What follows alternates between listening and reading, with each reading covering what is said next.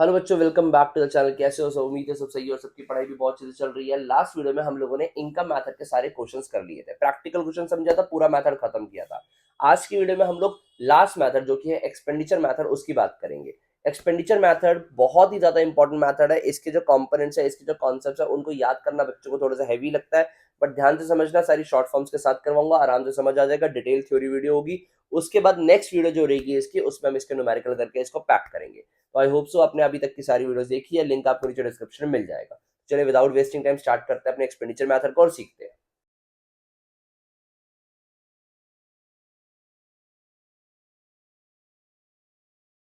हाँ जी, income method और value added method की अच्छे से थ्योरी और न्यूमेरिकल समझने के बाद आज देखो इनकम ये एक्सपेंडिचर मेथड ध्यान से समझना बेटा। बहुत ही अच्छा मेथड है, बहुत ही ज्यादा इंटरेस्टिंग सा मेथड है।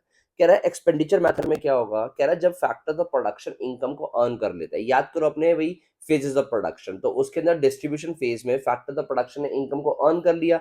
अब उस इनकम को वो खर्चा करेंगे। कह रहा है जहां जहां खर्चा कर रहे हैं ना, उनको ऐड कर लो तो आपका निकल आएगा एक्सपेंडिचर मेथड से national income. Sir directly national income नहीं बेटा, ये आपका जीडीपी एमपी निकाल के देगा, जो आंसर आपका वैल्यू एडेड मेथड से निकलता था। फिर इसको आप कन्वर्ट करोगे किसमें, नेशनल इनकम यानी कि एनएनपीएफसी में। तो अगर हम बात करें एक्सपेंडिचर मेथड के कंपोनेंट्स की, क्या क्या कंपोनेंट आते हैं सर, इसमें हमारे पास टोटल 4 कंपोनेंट आते हैं। जो हमारे 4 कंपोनेंट इस तरीके से है। पहला कंपोनेंट है हमारे पास private final consumption expenditure, short में इसको हम पीएफसीई बोलते हैं। यानी प्राइवेट जो हम लोग है, हाउस होल्ड है, वो कहाँ कहाँ पैसा खर्च सकते हैं। इसमें आता है सर हाउस होल्ड का, यानी आपका और मेरा हाउस होल्ड का फाइनल कंजम्पशन एक्सपेंडिचर, यानी जो हम हाउस होल्ड है वो फाइनल गुड्स एंड सर्विसेज पे कितना पैसा खर्च रहे हैं। House hold final consumption expenditure, इसमें ये आ जाता है। इसके अलावा सर इसमें ना एक और चीज आती है कि जो नॉन प्रॉफिट ऑर्गेनाइजेशंस होती हैं, जो नॉन प्रॉफिट ऑर्गेनाइजेशंस होती हैं, वो house hold final consumption expenditure करती हैं कुछ, यानी वो भी कुछ house hold final consumption expenditure करती है।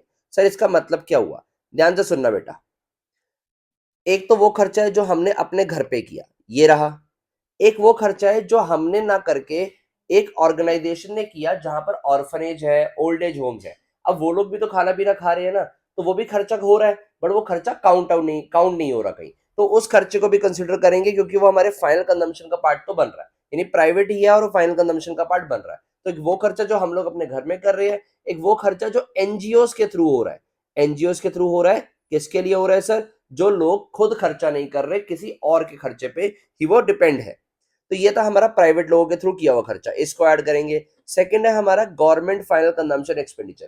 गवर्नमेंट खर्चा करती है डिफेंस पे, गवर्नमेंट खर्चा करती है एडमिन सर्विसेज पे। कह रहा देश में एडमिनिस्ट्रेटिव सर्विसेज पे, डिफेंस पे जो गवर्नमेंट खर्चा कर रही है, हेल्थ केयर पे जो खर्चा कर रही है, गवर्नमेंट सैलरीज देने में जो खर्चा कर रही है अपने एम्प्लॉइज को, उनको ऐड कर लो, वो गवर्नमेंट का फाइनल कंजम्पशन एक्सपेंडिचर बन जाएगा। ओके, उसके बाद आता है हमारे पास ग्रॉस डोमेस्टिक कैपिटल फॉर्मेशन, बहुत ही ज्यादा इंपॉर्टेंट खर्चा है।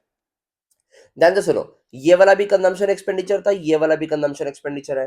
पर देश में बहुत सारा खर्चा तो हम लोग एसेट को बनाने के लिए भी कर रहे हैं, यानी कैपिटल फॉर्मेशन के लिए भी कर रहे हैं।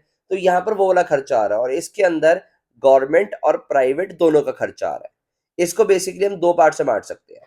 पहला इसको बांटा गया ग्रॉस फिक्स इन्वेस्टमेंट या ग्रॉस डोमेस्टिक फिक्स इन्वेस्टमेंट। रोकना है। हाँ जी, बात करें इसके, हमारे पास 3 कंपोनेंट, इसके हमारे पास 2 कंपोनेंट होते हैं। पहला कंपोनेंट है हमारे पास ग्रॉस फिक्स कैपिटल फॉर्मेशन। अगर हम बात करें ग्रॉस फिक्स कैपिटल फॉर्मेशन की, तो ध्यान से सुनना, इस ग्रॉस फिक्स कैपिटल के फर्दर 3 हमारे पास ब्रेकअप्स हैं। क्या है सर, इसके अंदर ना आता है एक खर्चा जो प्राइवेट लोग कर रहे हैं, यानी हाउस होल्ड हम लोग कर रहे हैं।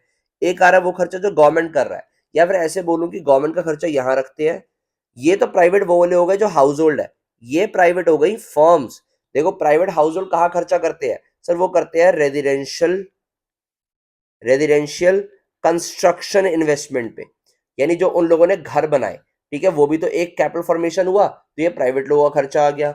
उसके अलावा ग्रॉस, ये इसको हम पूरा बोलेंगे तो ग्रॉस रेजिडेंशियल कंस्ट्रक्शन इन्वेस्टमेंट है, हाउस होल्ड के थ्रू किया हुआ। इसको बोलेंगे ग्रॉस बिजनेस इन्वेस्टमेंट, यानी जो बिजनेसेस के अंदर मशीन्स इक्विपमेंट्स खरीदी गई, उनकी बात कर रहा है, बिल्डिंग्स बनाई गई बिजनेस के लिए, ये प्राइवेट फर्म्स का खर्चा है, प्राइवेट हाउस होल्ड का खर्चा। उसके अलावा ग्रॉस जो जो गवर्नमेंट खर्चा करती है, उसको बोलते हैं हम ग्रॉस पब्लिक इन्वेस्टमेंट। कह रहा है इन तीनों को ऐड करोगे ना तो आपके पास क्या निकल के आएगा सर, इन तीनों को ऐड करने पे ग्रॉस फिक्स कैपिटल फॉर्मेशन निकल के आएगा। और जब इसके अंदर आप इन्वेंट्री इन्वेस्टमेंट सर ये क्या होता है बेटा, ये होता है आपका चेंज इन स्टॉक। जब इसके अंदर आप चेंज इन स्टॉक यानी कि इन्वेंट्री इन्वेस्टमेंट ऐड करोगे तो जीडीसीएफ निकल के आएगा। इन शॉर्ट यहां पर एक्सप्लेन करता हूं मैं कि सर जीडीसीएफ को निकालने के लिए आप क्या करेंगे, यहां पर देख देता हूं। जीडीसीएफ को निकालने के लिए आप GFCF gross fix capital formation plus inventory investment यानी चेंज इन स्टॉक को ऐड करेंगे तो निकलेगा। समटाइम ये एनडीसीएफ यानी नेट डोमेस्टिक कैपिटल फॉर्मेशन भी हो सकता है। सर नेट से ग्रॉस पे जाने का फॉर्मूला हमें पता है क्या होता है सर, डेप्रिसिएशन को ऐड बैक कर देंगे। तो ये सारा इसका जो चार्ट है ना मैं आपको अपनी स्क्रीन पर शो भी कर दूंगा, ध्यान से उसको नोट डाउन कर लेना। लास्ट कंपोनेंट नेट एक्सपोर्ट यानी हमारा जो खर्चा हो सकता है नेट एक्सपोर्ट पे हो सकता है, तो निकल आएगा नेट एक्सपोर्ट को निकालने का तरीका x माइनस एम। तो इन शॉर्ट हमारा एक्सपेंडिचर मेथड से जीडीपीएम पे निकलता है, जिसको निकालने के लिए सबसे पहले पीएफसीई ऐड करोगे, फिर जीएफसीई ऐड करोगे, फिर इसमें जीडीसीएफ ऐड करोगे। देखो PFCE private final consumption expenditure, GFCE government final consumption expenditure, GDCF gross domestic capital formation और फिर एनएक्स कर दोगे।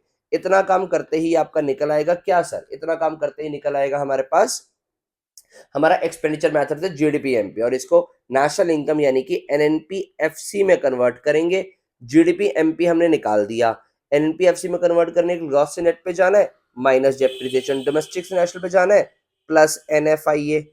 अच्छा प्रोडक्ट सेम है, एमपी से एफसी पे जाना है, माइनस एनआईटी। तो ये सारी चीजें आप यहाँ पर करोगे तो नेशनल इनकम तक पहुंच जाओगे। सर अभी तो हमने नेशनल इनकम निकाल लिया, ये तो देखो हमने एक्सपेंडिचर मेथड की जो पूरी थ्योरी थी वो कवर अप कर ली। सर इसकी कुछ प्रिकॉशन भी हो सकती है जैसे बाकी दोनों मेथड की थी, बिल्कुल हो सकती है बेटा, ध्यान से देखिए। अब प्रिकॉशंस में हमारे पास क्या है, इंटरमीडिएट कंजम्पशन जो होगा, इंटरमीडिएट गुड्स की जो वैल्यू होगी विल नॉट बी इंक्लूडेड। क्यों? क्योंकि जब ये फाइनल गुड जो हो रहे होगा उसके अंदर इंटरमीडिएट गुड ऑलरेडी आ गया है, यानी अगर एक बंदा खर्चा कर रहा है तो वो उसके फाइनल गुड्स का खर्चा कंसिडर होगा, उसके इंटरमीडिएट गुड्स का खर्चा कंसिडर नहीं होगा। ओके फिर कह रहा है transfer payments are not included, क्योंकि ट्रांसफर पेमेंट से कुछ भी प्रोडक्टिविटी जनरेट नहीं होती, वन साइडेड ट्रांसफर होते हैं, यूनिलैटरल होते हैं, तो उनको भी हम नहीं लेंगे, वो एक्सपेंडिचर कंसिडर नहीं होगा। Purchase of second hand goods will not be included, क्योंकि ये वाला खर्चा तो तब कंसिडर हो गया होगा जब ये गुड फर्स्ट टाइम परचेज हुए थे। मैं आपको देखो ध्यान से सुन लो इनको, इनके डिटेल नोट्स आपको नीचे डिस्क्रिप्शन में मिल जाएंगे, जहां पर इनको प्रिकॉशंस को आप डिटेल में पढ़ सकते हो, लर्न भी कर सकते हो। इवन अगर आप समझ आ रहा है तो आप जो भी बुक फॉलो कर रहे हो तो उसमें भी आपको नोट्स मिल जाएंगे। आप देखो यहाँ पर समझ के वहां से भी रीड मारोगे तो आराम से समझ आएगा। परचेज ऑफ फाइनेंशियल एसेट जिसमें आ गए हमारे शेयर्स, बॉन्ड्स, डिबेंचर्स, इनको भी नहीं इंक्लूड किया जाएगा क्योंकि ये सिर्फ और सिर्फ पेपर क्लेम्स होते हैं, इनमें कोई भी हमारी प्रोडक्टिविटी जनरेट नहीं होती। ओके पर इनके ऊपर अगेन इसमें भी अगर कुछ ब्रोकरेज है, कमीशन है, इसमें भी अगर कुछ ब्रोकरेज या कमीशन है वो नेशनल इनकम में जरूर बनता है, ध्यान देना।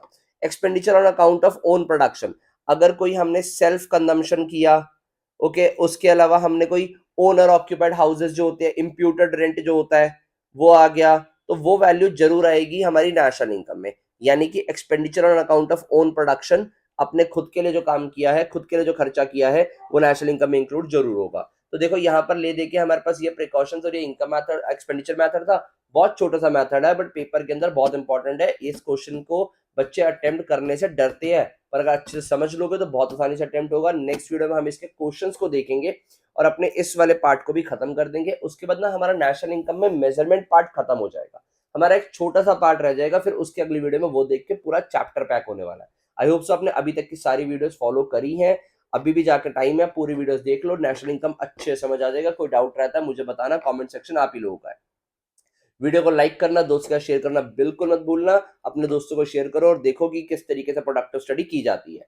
उसके अलावा चैनल को सब्सक्राइब कर लो और सोशल मीडिया पे मुझे फॉलो करना मत भूलो। इंस्टाग्राम पे बहुत सारा कंटेंट है जो मैं अपलोड करता रहता हूँ, तो please go there and follow me, and also do not forget to subscribe the channel. I will see you in the next video very soon. Thank you.